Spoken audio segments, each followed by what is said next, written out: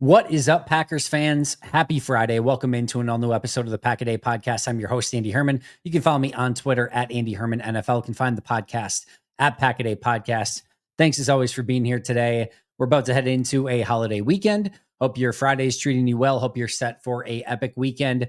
We don't have a ton of news and notes today, other than one small piece of information, which is pretty awesome. We found out exactly which days that the OTAs are going to be open to for the media. It is going to be next Wednesday, or this coming Wednesday, and then the following Tuesday. And those 2 days will be open. I will be there at both of them. Next week, we'll preview those OTAs and then recap them as soon as they are done. And then, of course, recap them the following week as well. We don't get a ton of time at these things. They are full practices, so it's not just individual drills. There's usually some stuff that goes on. I can't guarantee there'll be team activities, but usually we do get a little bit of that, some offense, defense, special teams, but really our first true glance at not only the rookie class, but these free agents. The rookies we saw at rookie mini camp, that was not a real practice, not even anything close to it. Really the only player that we got to see in any real way at that practice actually do anything even remotely close to resembling kind of actual football stuff was Taylor Elgersma.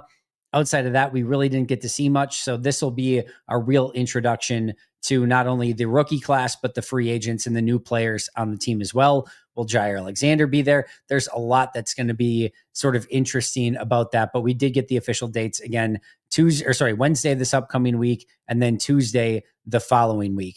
Outside of that, no real news updates or anything like that today. So we get to jump right into our main topic. And let me just give you, I should preface this. I want to give you a content warning today because it's legitimate. I don't do this often. This is not for the faint at heart. This sort of show separates the Packer fans from the Packer degenerates, the nerds, the geeks, the ones that cannot get enough of this, that bleed it and are just going to nerd out about all things green and gold. This is one of those ones that separates and differentiates. Today, we're going to be going through 13 Packers, 13 different players on this team that you either probably didn't even know existed and or have not really spent any time thinking about whatsoever.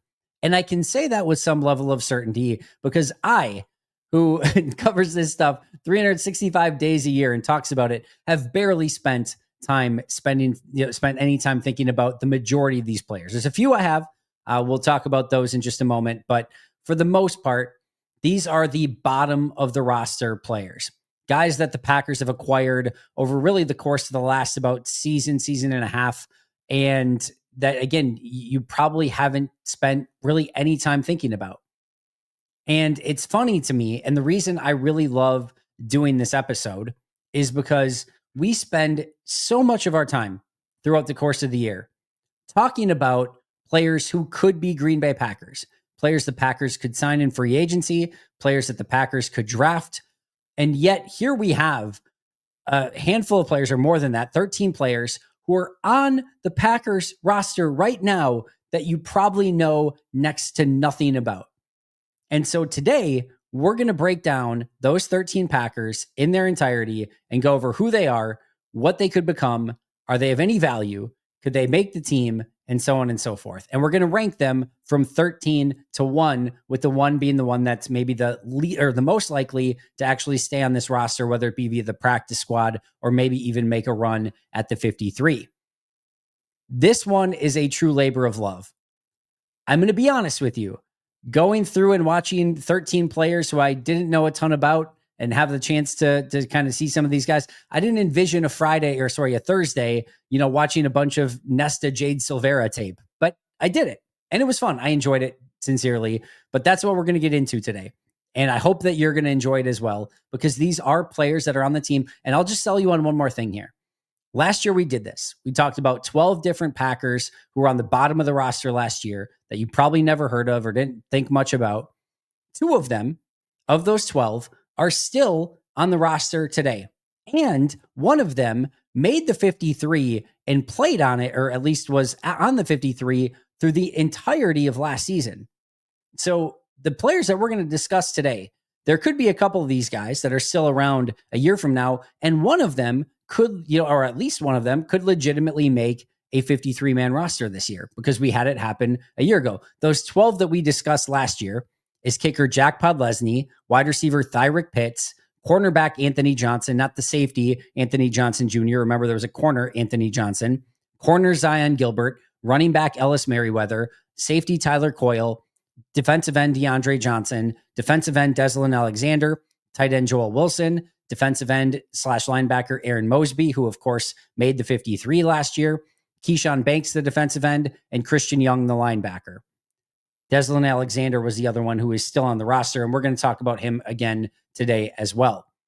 Those were the 12. You want to know how I know you don't know some of these players very well? I just made up one of those names. Do you know which one I made up? I'm just kidding. I didn't actually make any of them up. They're all real players. We covered them all last year, but today we have 13 more that we're going to go over. So let's jump into those right away. One really quick thing. There are 3 undrafted free agents from 2024 that are on this list. So if you are a regular of the show, you should recognize 3 of those names from our undrafted free agent list a season ago. And we just mentioned Deslin Alexander, who we talked about on the same episode a year ago. So some of these players you may have a little bit of familiarity with, but we're still going to go over them to some extent. And again, 13 players in total. There are no 2025 undrafted free agents on this list. I did that episode previously. If you want to go and look at all the undrafted free agents that the Packers signed, I've done that episode. You can go check it out. We broke those down in great detail. These are a little bit different than that. Last but not least, one honorable mention on this list. I am a level of geeky, nerdy, degenerate, whatever word or adjective that you want to put in there. I am not breaking down Alex Hale, the International Pathway Program kicker tape today. All right. So he is my honorable mention on this list. Alex Hale, International Pathway Program player, backup kicker. He has 0 chance of making the 53 because they just signed Brandon McManus, barring an injury and a crazy, sort of offseason for Alex Hale. But Alex Hale is on this list as well. If you forgot about him, he is on the team. I did not go and watch any Alex Hale tape. I'm sorry. There's a limit, I guess, to the level of degenerate that I am about this stuff. But he is on the roster. You should probably know about that as well. Number 13 on my list. And again, this is least likely to make the roster. Just, I don't even know if I want to put it that way, but I guess just the ones that were maybe a little bit less impressive to me to the ones at the end where I think maybe have a little bit more of a chance. Number 13 is Johnny Lumpkin, tight end. He was a Louisiana Lafayette prospect or a college player, was an undrafted free agent in 2023. He's 27 years old, had a 6.46 relative athletic score coming out of college, 6'5", 264 pounds. In his college career, he had a total of 36 catches for 408 yards, 11.3 yards per catch, and 6 total touchdowns. Played in the NFL PA Bowl in that 2022 season. In 2022, had a 61.5 PFF grade on 444 snaps in his final year in college. In 2023, he had 39 preseason snaps with 51.2 PFF grade, did not play in 2024 in any sort of preseason snaps, and had 350 career special team snaps in college. That's Johnny Lumpkin. Here was Lance Zierlein's scouting report from Lumpkin coming out of college. Quote, Lumpkin's size and length will have some teams taking a close look to see if there is enough on tape to develop him as a heavy-handed wide tight end or even transition him inside to tackle. Interesting. He is a decent blocker at the point of attack with the traits and willingness to improve in that area. However, he's unlikely to be much more than an occasional pass target sneaking out on play action throws. His physical traits give him a chance to find a home on a practice squad while he continues to develop. Time out for a second here. Lance Zierlein is incredible at what he does. He nailed that college scouting report. This is exactly who Johnny Lumpkin has been and who he is till this day. A player who has had some practice squad opportunities, who is trying to make it as a blocking tight end, who has no real receiving opportunities, and is still sticking in the league at age 27 years old. Now, my overview on Johnny Lumpkin is his pathway to anything is really, really difficult. As mentioned, he is already 27 years old. All right. So if you're looking for a young, up and coming developmental prospect, Lumpkin is no longer that. it's tough to find a pathway to a big jump at age 27. He has no receiving upside whatsoever. And quite frankly, he's never developed into a good enough blocker up until this point in his career to keep him around, knowing that there's no long term upside, that he is already 27, and he's never going to be a pass catching threat. So that's kind of the overarching thought here. He's an interesting player to have on the roster. The tight end group in and of itself does have a pathway, right? You've got Kraft and Musgrave. And then after that, you've got, Ben Sims and Fitzpatrick that are fighting it out for that number 3 spot. None of those players are guaranteed to make the roster. So any of the other tight ends have a real legitimate shot. But for right now, Johnny Lumpkin, there's going to be a tight end that we're going to talk about on this list that I think has a much better chance to maybe make that jump. Johnny Lumpkin at age 27 probably is not that guy, which is why he's coming in at number 13 on this list. Number 12 is Cornelius Johnson, wide receiver, had a 9.91 relative athletic score coming out of college, although he did not do the bench press or the agility drills. He's 24 years old, was out of Michigan, was a 7th round pick by the Chargers just last year in 2024. So this was a drafted player. It's funny because we'll talk about Kalen King. In fact, I'm going to be doing an episode coming up breaking down Kalen King in a little bit greater detail, along with Kamal Haddon as well. We talk about a player like Kalen King of hey, 7th round pick a year ago. Could he make this big jump? Cornelius Johnson was drafted right around Kalen King by the Chargers last year. So again, 7th round pick. That is a little bit interesting that he was a draftable player. He's 6'3", 212 pounds, and played a lot of snaps in college for Michigan. Some fun stuff with J.J. McCarthy a couple years ago. So there's some good stuff on his college tape. In his career, he had 138 catches for 2,038 yards, 14.8 yards per catch, and 14 touchdowns. In 2023, his final year in college, had 47 catches for 605 yards and 1 touchdown, played in the East-West Shrine game. In 2023, in college, had a 72.1 PFF grade on 810 snaps. And in this past season, played 48 preseason snaps, had a 53.7 grade, had 124 college special team snaps, primarily on the punt return team, and had 7 preseason special team snaps a year ago. Lance Zierlein scouting report, Johnson was a 3-year starter with all 3 seasons, including action in the college football playoff. He's a big, tough target who displayed improvement, making the difficult catch in 2023. He has decent speed, but is encumbered by ragged route running that fails to hit the mark with footwork or timing. Johnson's play strength and competitiveness can become a problem for smaller cornerbacks when the action heads down the field. He's a chippy run blocker with the potential to become a weapon as a perimeter blocker. Johnson's size and traits will be lauded, but he might need a simpler route tree to be at his best as a pro backup. He's an interesting player. The reason he's lower on my list, despite being a 7th round pick just a season ago, still 24 years old, a 99th percentile athlete at the position, although again, with no bench press or agility included in that, was the key thing that Lance Zierlein hit there. As a route runner, it just looks wonky and weird. It doesn't always look like it should look for a legitimate NFL wide receiver. And I think he still has a lot to do to clean up his route running and his overall technique. Add on top of that, while he is a great athlete, he's not the most dynamic wide receiver in the world. He has limited special teams value, and this is a incredibly tough wide receiver room to even remotely break into. I think there's a chance that if he shows some upside, he can make it as a possible practice squad player. But there are a couple other wide receivers on this list that I like better than Cornelius Johnson. And I think, he's going to have to just jump them to get the opportunity to be on the practice squad because of his age, because of his time at Michigan, because of that relative athletic score, and because he does have great size and he does have some blocking ability, which we know is super important to Matt LaFleur. I do think that he does have some practice squad potential, but I don't think there's any sort of long-term actual 53-man rosterable player here, which may limit Green Bay's ability or just desire to kind of keep him around even on a 16-man practice squad. Next up, number 11 is Keith Randolph, a defensive tackle, had a 5.52 relative athletic score, although he did also not do the bench or the agility testing. He's still only 23 years old, out of Illinois, was a 2024 undrafted free agent who signed initially with the Chicago Bears. 6'4", 296 pounds. In his college career, had 159 tackles, 24 tackles for loss, 10 sacks, 2 interceptions, 4 passes defended, and 1 forced fumble, was actually a 2024 Senior Bowl attendee. So he did get invited and actually played in the Senior Bowl just last year in 2024. Had 627 snaps in 2023 with a 66.2 PFF grade and a 79.1 PFF grade in 2022. He had 63 preseason snaps a season ago with a 51.8 grade.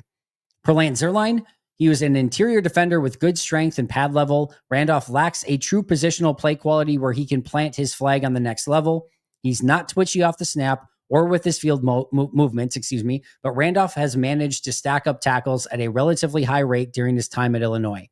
He's consistently playing as low or as lower than his opponent and can neutralize a base block, but he's not a classic stack and shed defender. He could factor as a rotational defender, but won't offer much help as a pass rusher. Randolph has backup talent as a potential day 3 pick. So Zierlein actually had him as a draftable player in 2024, but he ended up going as a undrafted free agent. My overview on Randolph, he's not the freakiest athlete. He's not the strongest run defender. He doesn't have a lot of juice as a pass rusher. He is a former team captain and, again, a Senior Bowl attendee. But when I went back and watched his tape from the Senior Bowl, he looked out of place. He didn't look like he was a legitimate player that really kind of belonged there. And sometimes that happens. Sometimes they get a guy wrong or whatever. It wasn't terrible. It wasn't like he was getting blown off the ball consistently or anything, and did have one really good rep. But for the most part, it looked like he just wasn't quite to the level of the competition.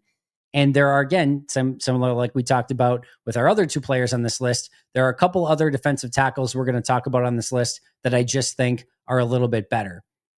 So the thing here, again, and kind of, again, Zierlein pointed to it, there's no great thing or great trait about Randolph. He's okay at everything, doesn't have a ton of upside. Thankfully, he's still only 23 years old, and I can see what they saw. There are a couple flash plays here and there that make you go, interesting. And I did think in the preseason tape, there were a couple plays where he held up at the point of attack a little bit better than I was expecting. There's a little something there. There was even as I was watching it and I had to kind of go to the next player, I'm like, I could probably watch a little bit more and see if there's a little bit more something there. I liked him. I didn't love it. I think he's got a tough pathway to even a practice squad spot, but that defensive tackle room is a little bit open at the moment, especially on the back end. And we'll see if Randolph can make any name for himself and make it probably to the practice squad to begin with. Number 10 is a very interesting player. Isaiah Dunn, cornerback, 8.93 relative athletic score coming out of college. He is 26 years old, was out of Oregon State, a undrafted free agent. In 2021, 4 years ago, was an undrafted free agent. He's 6 foot 189. In his college career, had 115 tackles, 2 tackles for loss, 18 passes defended, 1 forced fumble, 0 picks. Didn't have a single interception in his entire college career. In 2020, had a 60.4 PFF grade on 292 snaps with a 74.6 grade in 2019. In 2023, he had 70.2 PFF grade on 22 preseason snaps, had 186 career special team snaps in college, and had 204 career NFL special team snaps in the preseason and regular season combined. And yes, he was actually a player that does have legitimate NFL experience. It just goes a ways back. So this is a player who has had the opportunity to play in the NFL on an active roster. And again, just people don't even know who he is for the most part. Lance Zierlein's breakdown, the measurables show Dunn is fast and has good length, but he can't always play like it. He's an inside-outside cornerback prospect, possessing explosive traits, but no career interceptions to show for it. Dunn has played outside for the most part of his career, but might be better suited as a slot in the NFL. He's extremely twitchy with the ability to mirror route breaks, but he just doesn't find his way into passing lanes often enough. The intriguing athletic ability is worth a look and could earn him a stay in the league if he can improve his ball production. He was an interesting study on tape. I actually thought he had some pretty decent NFL tape, like regular season tape, had some nice pass breakups. His coverage ability was fine. I didn't have any real major, it's not great. Of course, we're talking about a player that's on the back of the roster here. I'm not talking like he's going to be a breakout candidate or anything like that, but it was legitimately like, all right, this isn't too bad. Here's the thing. His awareness and his play recognition was really poor. like multiple times where he busted coverages or didn't go with his guy or just didn't understand what the opposing offense was trying to do. And that was a big struggle for him, which could be a real problem in Jeff Hafley's defense, where you're playing a lot of zone, got to know what's all going on and make sure that you're in the right position to make the right play at the right time. And he's really struggled with that. When it just comes down to the pure coverage stuff, and if he is in the right place in the right moment at the right time, he's pretty good. I actually legitimately liked him, but that side of things was definitely concerning. So he's got NFL tape, he's got legitimate coverage ability, but it's just that awareness and the play recognition that are potentially holding him back. And again, he's now 26 years old. He's got some good athleticism, 6', 190 ish. Like you're in a good spot. Like he fits the mold. He looks the part. But if he cannot get that part of the game cleaned up, it's just going to be a non-starter. He's going to probably have to find his way as a true special teams player. The fact that he has 204 special team snaps in preseason and in the regular season is noteworthy. That's not nothing. And if he can find his way as a special teams ace, then he's going to have a different opportunity here. But you're probably talking about then he's making it primarily as a special teams guy that you probably don't want really in on defense if you can help it, unless he can develop that part of his game that is lacking at the moment. Number 9, Jaden Janke, wide receiver, 6'7", RAS score, 25 years old out of South Dakota State, was an undrafted free agent in 2024 who initially went to the Texans. 6'2", 212. In his career, had 170 catches for 2,800 yards, 16.5 yards per catch, and 29 touchdowns. Lack of production is not a problem here. He was a incredibly productive player at South Dakota State. In 2023, played 633 snaps with an 86.1 PFF grade. In 2024, had 24 preseason snaps with a 51.8 grade. Had 154 career special team snaps in college and 15 preseason special team snaps this past year. Scouting report per Lance Zierlein, productive multi-year starter with the size, toughness, and talent to compete for a backup job as an NFL slot player. Janke plays fast and uses gear shifts to make himself seem faster than his time speed. He's unfazed when working into traffic, but small hands and short arms limit his contested catch success. He is a tempo-driven route runner with the balance and footwork to run a more expanded route tree that can span over all 3 levels, but he must rely on savvy over twitch to separate. He's elusive and willful with the ball in his hands, which could give him a leg up in becoming a make-it prospect. He's interesting. I really liked his college tape. Didn't get a huge opportunity either with Houston or Miami last year as an undrafted free agent. I do think he needs to work on his route tree and his overall route running. He's not the most dynamic guy, but he's not nothing either. He looks the part, and I do think he has a real opportunity to make it as a practice squad player. Here's the thing. If he ends up as just a slot guy, it's going to be really, really difficult for him. He's going to have to show that he can play on the outside a little bit more. And one of the things that he really struggled with was his blocking on the outside. That's going to have to come up as well. So for Janke, that's going to have to be something where he blocks better on the outside and his route running continues to get better and he can show that he can actually play outside wide receiver. If you are a small school, undrafted free agent that is pigeonholed into just a slot receiver and you can't block, good luck, right? And doesn't have a ton of special teams value, although I do think there is some potential upside there down the road if he can continue to just learn special teams, right? So that's how he's going to have to try to go about making this team. He's not young, but he's not like over age yet, 25 years old, but this will be a big offseason for him. If he's ever going to show something to try to make a practice squad, it's probably now. Again, I liked him a little bit better than Cornelius Johnson, but I do think he's going to have to expand his game if he wants a real shot to make this team even on the practice squad. All right, next up, Trey Hill, offensive lineman, 2.02 relative athletic score, no vert or broad jump, 25 years old, out of Georgia, was a 6th-round pick in 2021 by the Bengals, 6'4", 319, 535 snaps in 2020 with a 77.0 grade. That was his final year in college. In 2024, played 114 preseason snaps with a 47.9 grade, had 693 NFL snaps between the regular season and preseason starting in 2021. So he does have legitimate NFL experience. Per Lance Zierlein, a girthy center prospect offering potential roster flexibility as a guard as well. His size works in his favor, but it's more of a mauler than a technician. He can slow opponents at the point of attack, but lacks the bend and hand placement to consistently sustain blocks for more than a short period of time. He's not a plus athlete, but he moves better than expected for his size. He can offer some value when asked to pull and clobber would-be tacklers. His size and ability to play multiple spots gives him a head start on winning a roster spot, but poor knee bend and shoddy hand placement will be challenging to correct. Overall, it's nice that he has NFL experience. He has not had good NFL experience, meaning that all of those flaws in college that Lance talked about have manifested themselves at the NFL level as well. He's beat far too easily. He's still only 25 years old and just turned 25 in January.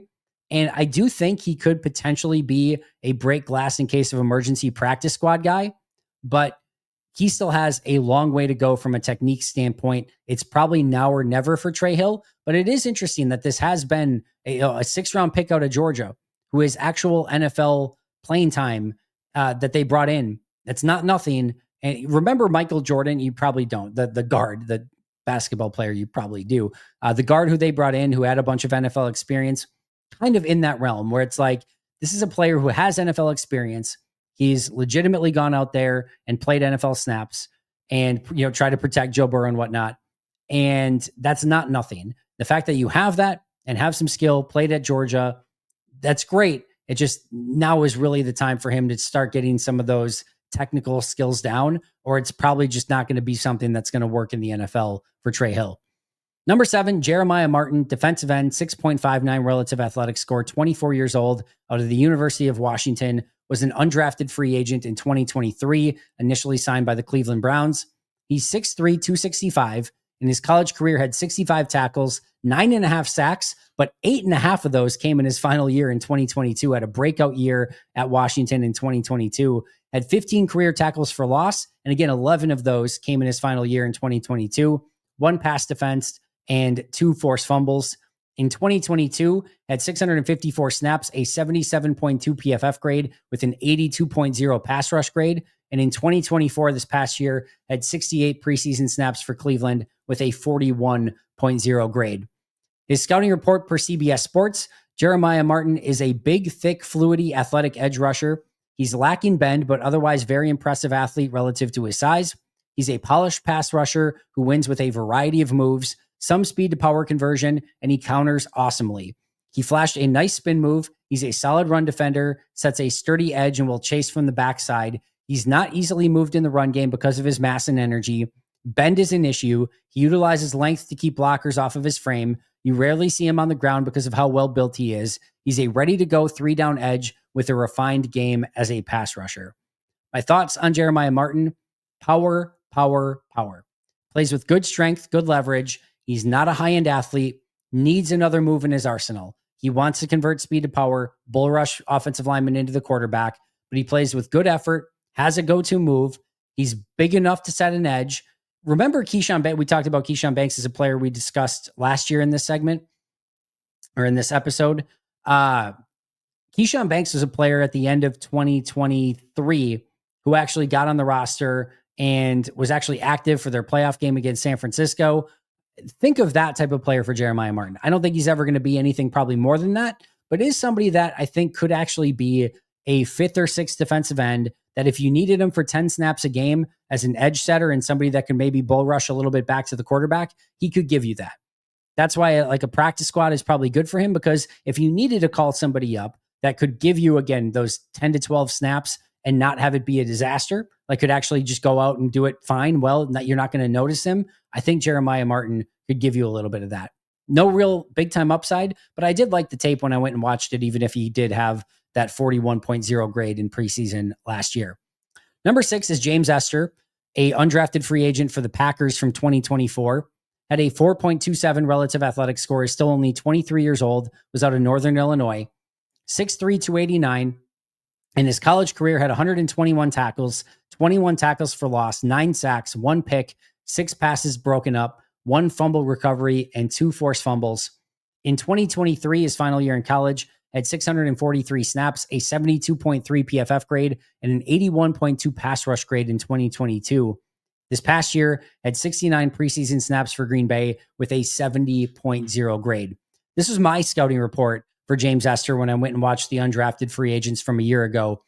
Lacks any sort of closing burst as a pass rusher, uses quick hands to get off of blocks, shows the ability to get into the backfield, showed up really well against Nebraska, keeps working to the football, needs to sit and anchor better against double teams, constantly battles, plays with good leverage, had some success as a big defensive end, would like to see him finish more plays in the backfield, not a lot of tricks in his repertoire, and then gets moved off of his spot a bit too often. My thought here is I actually liked his 2024 preseason tape when I went back and watched it. And I think he's going to have a real chance as a 23-year-old to stick on the practice squad again. I don't think he has the ability to make the active roster this year, even if he takes a jump in the right direction. I think it's still probably too much of a work in progress, but there's not nothing there either. And there were a couple run defense plays in preseason last year that just opened my eyes a little bit of like, there's a little bit of something there. And like I said, he's going to have to earn that opportunity, but I think there's a pretty decent chance that he actually gets added back on the practice squad for a second season, and we'll have one more year of development to see if he can become something maybe in 2026. Number 5 is Gregory Jr., the corner that Green Bay just picked up this week. 8.87 relative athletic score, 25 years old, out of Washita Baptist University, was a 6th-round pick in 2022 by the Jacksonville Jaguars. 6 foot 203.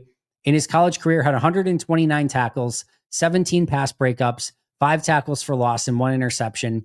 In 2022, had 116 snaps in both pre and regular season combined, with a 68.5 PFF grade. And then in 2023, had 164 snaps in the preseason and regular season combined, with a 73.3 grade and a 90.2 run defense grade. Also had 159 career special team snaps in both the preseason and regular season in the NFL. Per Lance Zierlein, he's a developmental defensive back with size, speed, and fluidity that stands out on tape against his level of competition. Junior's technique and field awareness could be early stumbling blocks, but are certainly correctable. He's smooth and athletic working around the field, and teams will go to work discovering his level of talent and versatility during the draft process. He had limited ball production against a lower level of competition, but the traits are present for that to change. He will be an early special teams worker as a draft and stash talent on day 3. Again, nailed this one, Lance Zierlein, well done. Overall, I loved his demeanor on tape. I love the fact that he could play both slot and outside. I think he's actually a very good scheme fit for Jeff Hafley. I loved him against the run. I loved him as a tackler. He's willing to come up, rally to the football, and make those plays. His coverage was rough. There was just about no target where he stuck with his wide receiver at a mostly acceptable level.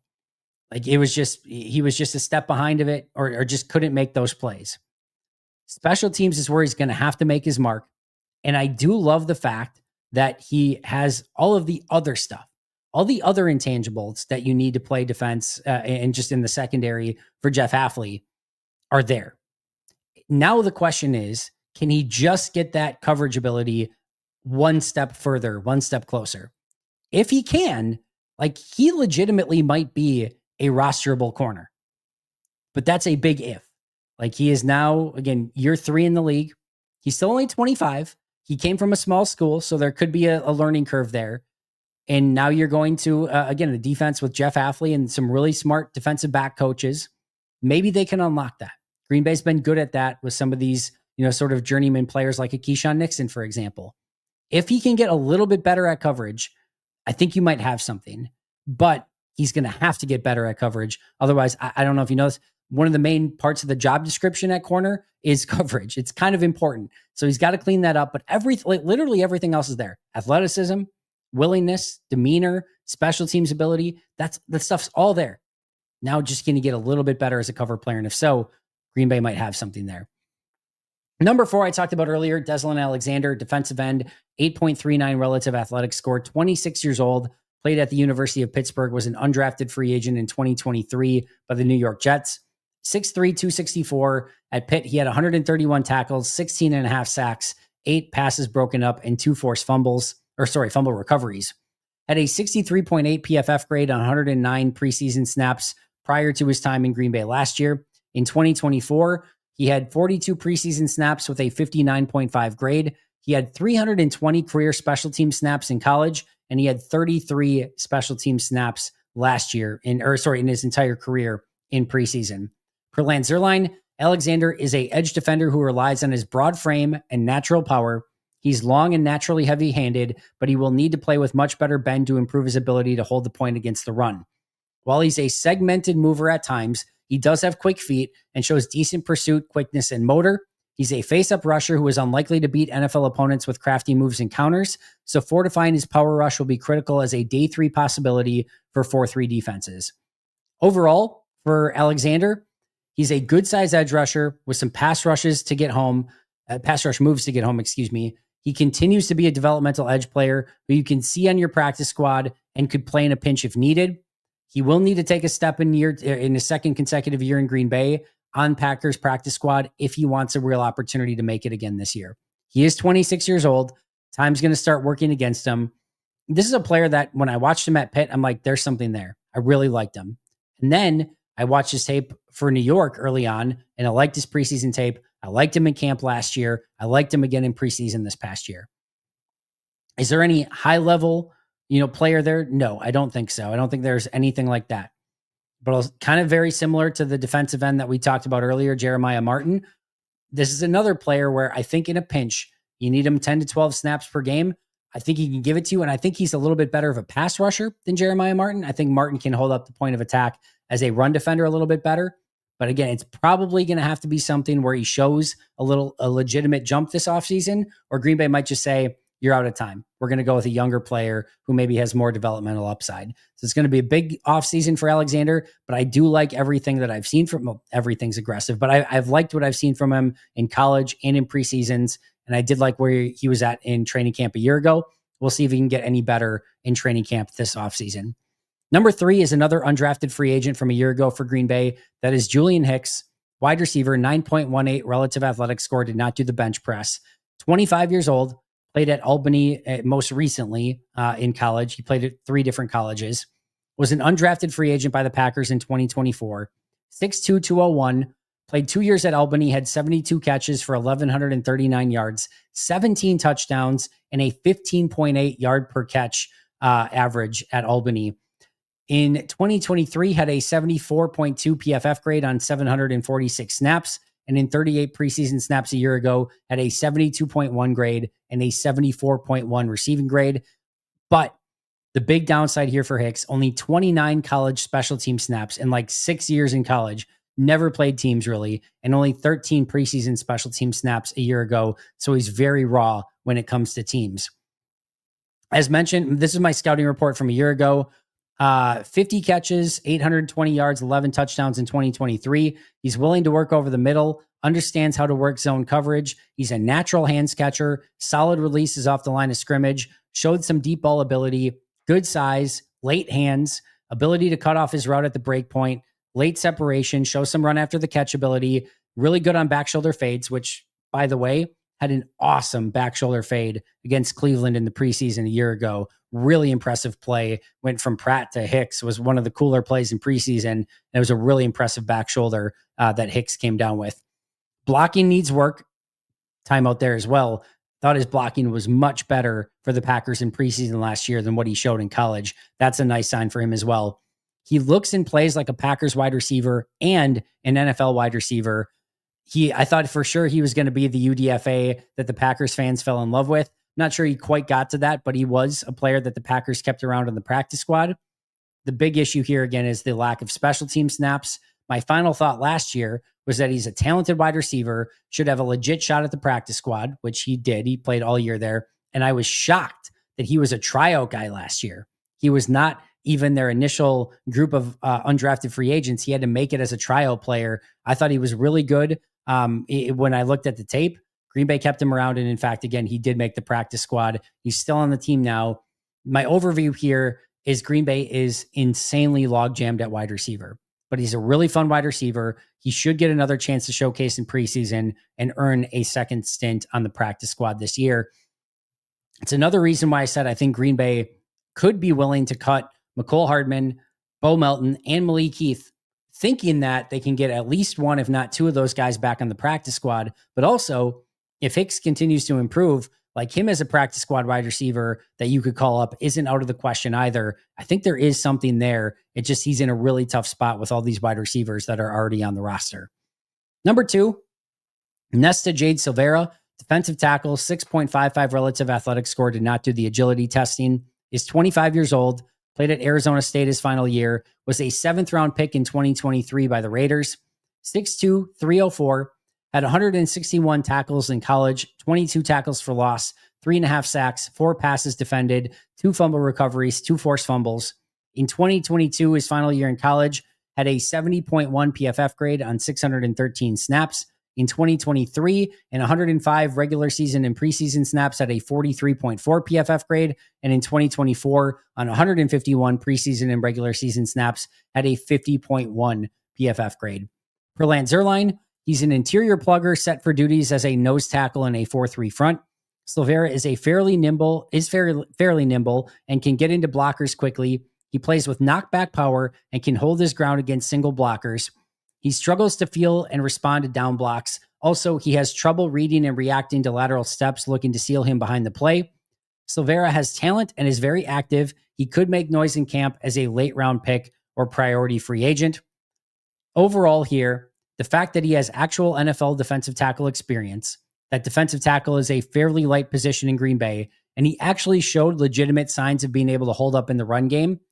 He also has a really good overall demeanor, plays with a little bit of nasty. Those are all positive signs. The issue here for Jade Silvera is that he has very limited pass rush upside. Only 3.5 sacks in his entire college career, has not shown like there's been any growth there whatsoever.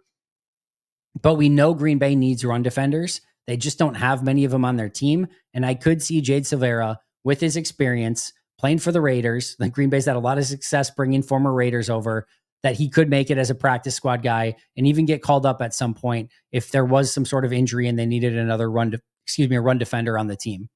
Just a name to keep an eye on. And last but not least, number 1 on the list is Messiah Swinson. Messiah Swinson is a tight end, had a whopping 1.50 relative athletic score coming out of college, is 25 years old, out of Arizona State, was an undrafted free agent by the Packers in 2024, 6'7", 259 pounds. In his entire college career, only had 28 catches for 317 yards, 2 touchdowns with 11.3 yards per catch. In 2023, his final year in college, had a 49.0 grade on 386 snaps. In 2024, had a 58.0 grade on 28 preseason snaps for Green Bay. Had 265 career special team snaps in college and 6 preseason special team snaps for Green Bay this past year. My scouting report from last year in 2024, when he was an undrafted free agent, he gives good effort as a blocker, not giving you much as a pass catcher, has limited run after catch ability. My apologies. He does have that 6'7" size and a really solid catch radius. He lacks NFL athleticism and isn't a good enough blocker to make up for everything else. He can work over the middle of the field and utilize his frame to box out, would try to put on more strength and continue to develop him as a blocker. His 253 special team snaps are noteworthy, but had a horrible special teams grade in 2023 on 50 snaps his final year in college. My final thought last year was he was a developmental blocking tight end as a possible practice squad option, which is exactly what he was. Practice squad option as a developmental blocking tight end. Here's the thing. They put him on the practice squad last year, and the Carolina Panthers thought enough of him to sign him off the practice squad, bring him to their active roster. They kept him for 3 weeks and immediately said, see you later. Let him go. Green Bay brought him back on the practice squad, and he stayed on the practice squad for the remainder of the rest of the year. I think he has a real legitimate shot to make it in the NFL as a blocking tight end. It would not stun me if Messiah Swinson was able to find a way to beat out Ben Sims and John Fitzpatrick. I don't expect it. I still think there's some limited upside there, but let's be fair. There's limited upside for Ben Sims and John Fitzpatrick as well. And Messiah Swinson has got that great size, 6'7". I do think he has the ability to be kind of that box out over the middle tight end. He doesn't have great athleticism, which is evidenced by his 1.50 relative athletic score, but there's a little something there. There's a little deceptiveness. There's a little bit of run after the catch. I like how he gets open, but the big thing for me was his blocking ability. You go back to preseason from a year ago, And there were signs of it. There were signs of like, all right, he's giving great effort. He's got good size. I think there's something to work with there. If he can master that a little bit better and really become the best run blocking and pass blocking tight end on the team, he can vault himself up into that number 3 spot. Not saying I expect it, not saying that it's something that's super likely, but I don't think it's out of the equation or out of the realm of possibility either. And he is my most likely player that has a chance to actually make the 53 as a number 3 tight end this year. Those 13 Packers, one more time: Johnny Lumpkin, tight end; Cornelius Johnson, wide receiver; Keith Randolph, defensive tackle; Isaiah Dunn, corner; Jaden Jonke, wide receiver; Trey Hill, offensive lineman; Jeremiah Martin, defensive end; James Esther, defensive tackle; Gregory Jr., corner; Deslin Alexander, defensive end; Julian Hicks, wide receiver; Nesta Jade Silvera, defensive tackle; and Messiah Swinson, a tight end. That's the list. Hopefully you learned something new about some players that are on this Packers roster today. I want to know who made it. Who made it all the way to the end? Talking about 13 players in the Messiah Swinson, Nesta Jade Silvera grouping. If you made it, I am proud of you. I am impressed. I love you. You are a true Packers fan through and through. That is the nerdiest of the nerdiest. And yeah, we'll see if maybe one of these guys can make it this year, just like Aaron Mosby did a season ago. It's a fun group of players. I don't think there's anything here that's going to turn out into anything like, oh my God, like, can you believe that this guy turned out to be a legitimate starter or anything like that?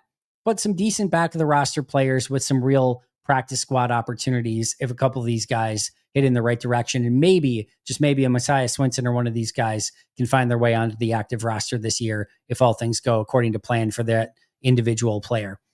Shout out to our All-Pro and Hall of Fame members: Most Hated Minnesotan, PJ Wynn, John Wild, Brandon Paletta, Boom Handle, Donald Lee, Lori Lord, Baby QB, David McCluskey, Donald Decker, Alex Wong, Peter Ataka, Jay Zimmerman, B. Brown, Puerto Rican Packer, Dan Gessford, Dylan Pat Scott, SoCal Pack, Chris Rager, Izzy Roberts, Ian Ewing, Jay Koner, Carlo Delgado, Willie Winkle, Snickle, Jen Wright, The Gable Storm, Matt Geiger, and Pack Attack Cast.